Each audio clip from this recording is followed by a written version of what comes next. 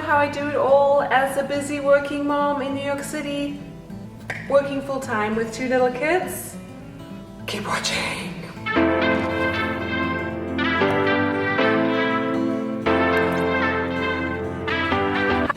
Hi guys, welcome back to my channel. If you're new here, my name is Julie.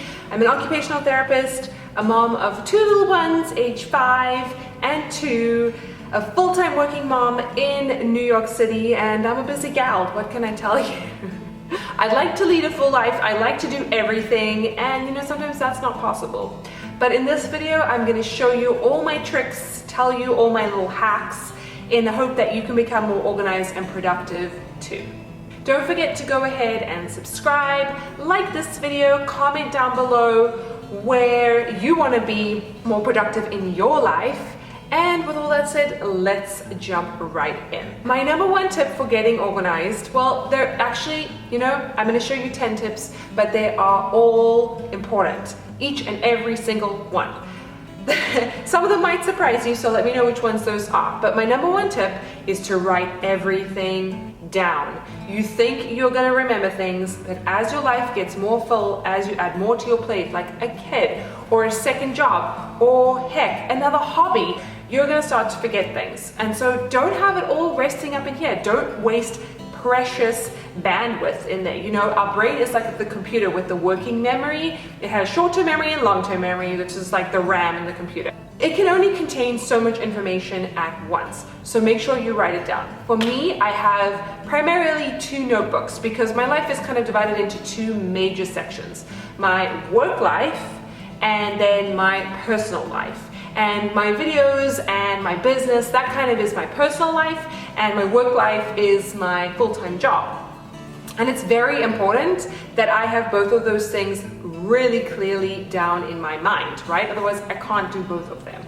So I like to write things down. I am not super, I would say, strategic or fussy about what I write down, because for right now, in this phase of my life, I don't have time to make it look beautiful. I just need it to be functional. So I have 2 notebooks typically going at the same time. I like to have nice pens. I think that helps. It's like the nice gym wear to get you to go to the gym. But I like using a certain type of pen that actually, I mean, it sounds so silly, but it really helps me. Just like a fine liner pen, something that writes really easily. I don't have to fight with it. Everything you need to do, write down, and then it's super satisfying to check things off the list. So if you do nothing else, that's a really, really quick down and dirty tip. I like to use calendars, both paper and electronic. I know some people are like die hard, everything needs to be digital, and other people love writing everything down. I am more of a hybrid, if I would say. And what I like to do is I like to have printed calendars, just plain pieces of paper where I can see the whole month, or maybe I can put 2 months together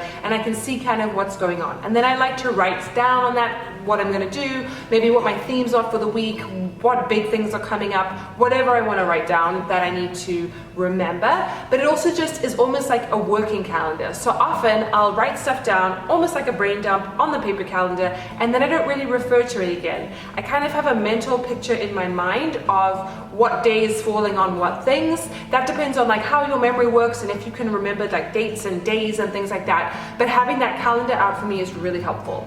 I then go onto my calendar, which is embedded in my computer, just like the Apple computer one. I really like that one because you can separate things by color. And then I put in things that I know are going to happen on certain days. So for the moment, for example, we are doing a remote and an on-site type of work model right now because we are going through pandemic 2020. So there are certain days of the week that I have to be at work, and there are certain days that I have to work from home. But every week is different. I need to make sure that I know what is happening, and I'd like to have that written on my calendar so that I can plan. And you know, going into work has a different feel from staying at home and working. There's different things that I can get done, or different things that I need to do, like depending on whether I'm in the office or not. So it's very important that I know all that stuff. So that's an example of what I would put in my digital calendar. Anything else that I feel is important, like an important phone call or meeting, something that my computer will remind me, send me a reminder if I need. So I really like using the digital calendar option. If you want to have a more in-depth video on that, let me know and I can do that for you. Okay, then another really important thing for me to be organized is to delegate things. And tricky one. You have to find the balance for your family. But something that I learned very early on becoming a parent is that you cannot do everything. It's physically impossible. You can maybe do things over time, but not all at once. So if you need things done kind of now or the short term, you might need to delegate if you're unable to do them. And obviously having a supportive partner is really, really helpful, but this could be paid delegation, so you could be paying someone to do something that they do better than you. So I definitely have done that if I feel like I need, like for example, I'm developing a website.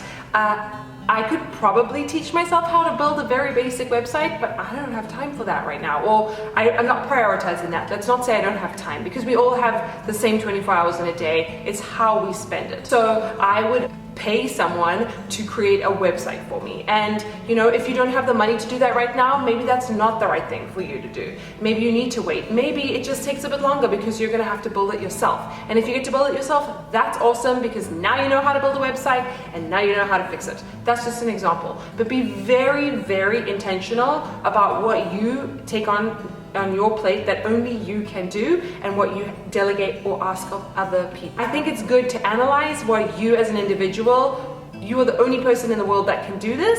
It's probably less or fewer things than you actually think. But you know, being a mom to children, only I can be their mom. So that is something that only I can do. And so I am not going to delegate that out as much as I can to other people. I'm going to be the mom. So that's an example of where I would be primarily focused on just me, obviously. Something else that you need to keep in mind when you are being organized and when you want this to stick forever, you want to become that organized person. You want to walk into a party and someone will say, "Hi, who are you?" And you say, "I'm the organized one." No, why would you say that? That's like so geeky. But you want to know that inside you are an organized person and you consider yourself an organized person, and that is constantly reinforced by the fact that your life appears kind of organized.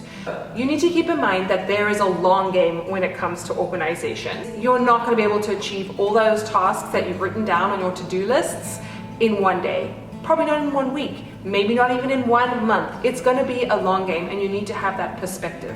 And I think as soon as I shifted that I'm not going to be able to do everything on one day, it just took some pressure off. It made me think that, you know, working and chipping away at a project every day, eventually I'm gonna finish it. You know, and when the end is in sight, that's when I really crack down and I get it done. And then it's so great, it feels so amazing to check it off my list. Another thing that I think is really, really important is that understanding that as human beings, we cannot multitask. We think that we can do multiple things at once, but truly research shows, especially with the high level tasks, that if you start moving on to another task, it takes you so long to get back to the original thing that you were doing. That's why interruptions are so tough. We cannot multitask and we need to be focused. So things that I do, just little tips and hacks to really help me, is that I put my phone away and I focus on one thing. I don't set myself 10 things to do.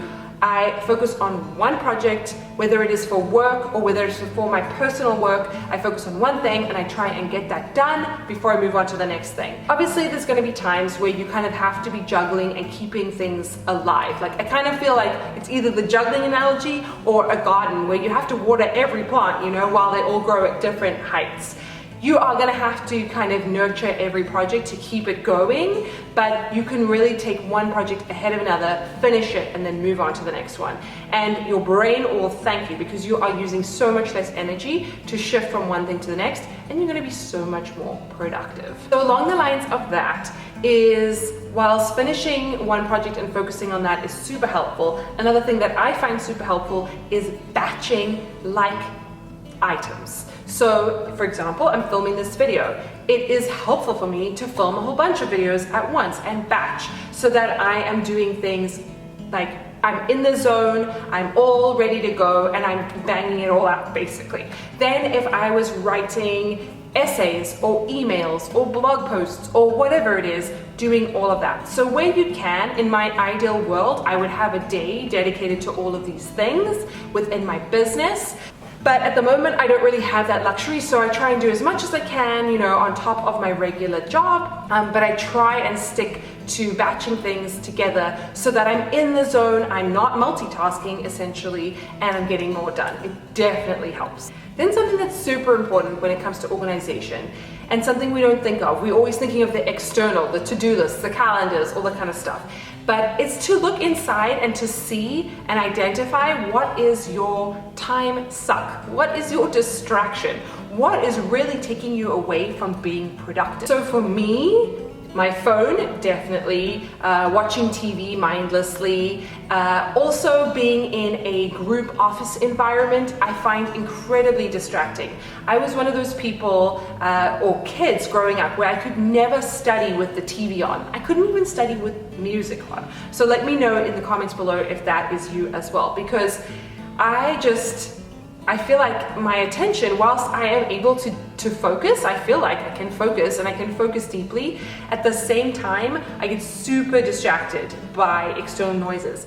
You know, whereas my husband, I feel like can like really zone in, he can work with music on. There's some kind of switch that I'm missing, I don't know, but I know for myself that a distracting room with other people, I mean, that's the worst for me, because I really want to talk to people, I want to socialize, I want to, you know, develop relationships with friends and things like that. It's very hard for me to be productive, and I do feel like there's a time to chat and make friends, and there's a time for deep concentrated work. So if I can, I try and remove myself from the situation and I go and work somewhere else so that I can actually get stuff done. The tip is like to put noise cancelling headphones in, but even that, like, you're there in an office, people are gonna come up to you and talk to you, and it's hard to say no. The other thing is to break habits that continue to cause you to procrastinate.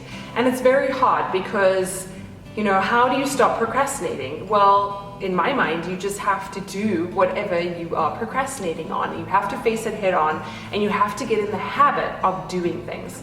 So I've found it's a bit of a chicken and egg, because once you kind of immerse yourself in a project, you're probably more likely to continue with it if it's somewhat enjoyable or you're making progress, versus trying to get that thing started. That's really hard. It's a bit of a chicken and an egg situation. For me, what has really helped is finding passions that I enjoy, finding things that I'm working towards.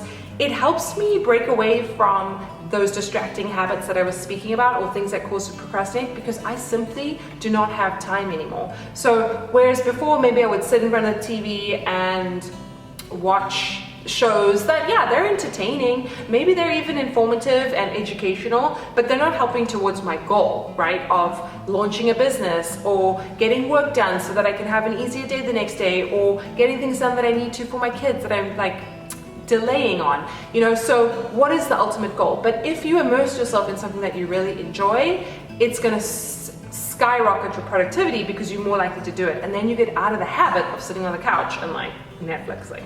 Conventional one is getting enough sleep. I don't think we think about this when it comes to organizing, but it is so important to make sure that you're getting consistent sleep, especially if you have children, or if there are going to be occasions where you're going to have to go to bed late, like maybe you're going out, and wow, no one is going out these days, so if you get the opportunity to, isn't that fun? I feel like for me personally, if say 6 out of the 7 days of the week I'm sleeping fairly consistently, I'm going to bed around the same time, I'm getting a good chunk of sleep for the most part, considering my lifestyle, my kids, whatever.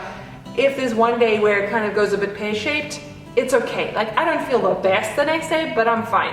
If that's consistent, it becomes a real problem, and I think it really affects productivity, which makes total sense. You come home, you're totally exhausted. If you have a second job, or you're working on a project that you want to make into a business, or whatever it is, you are not going to want to do that if you're so tired. The same goes with like food and making sure you're eating the right amount of food and the right kind of nutrition, exercising, that kind of thing. But I think sleep is something that we sacrifice so much in this society that we live in, and it is so important for productivity. So I would really, really urge you to take a look at your sleeping habits. Let me know if you want me to do a video on it, because I think it's super important, and I have some good ideas about sleep, the importance, and how to cultivate a good sleep hygiene routine. So let me know if you'd like to see that. Super important to have a consistent routine, going to bed around the same time, and getting 8, 9 hours of sleep a night, because sometimes you won't get that amount. So if you set yourself up, that's the time you're gonna sleep, at least you should get 7 or 8 hours out of that. And finally,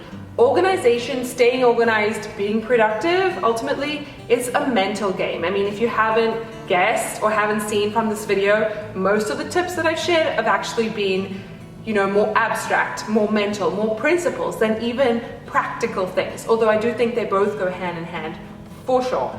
But mentally, you need to be in the right frame of mind to stay organized. And what I do when I start to feel overwhelmed, which let me tell you is an organization productivity killer, to feel so overwhelmed that you're paralyzed and you can't do anything, I always repeat to myself, either in my head or out loud. It's very powerful to repeat it out loud, but in my head, because otherwise everyone's gonna look at me like I'm nuts, I always repeat to myself that I'm in exactly the right place, I'm in the place that I'm meant to be, and I take some deep breaths and I keep going. I just try my best, and I don't always get it right, to not let all the things that I have created essentially on my to-do list, I try not to let them overwhelm me and stop me from taking just that little step forward. So those are my 10 tips for being organized as a busy person. Please let me know what tips you have down below. What have I left out? I'm sure there's so many things I would love to hear. We're always trying to improve on this channel and do better. So please make sure that you go ahead and like this video, comment down below, subscribe to the channel. Thank you so much for watching. I truly appreciate each and every one of you, and I will see you in my next video. Bye.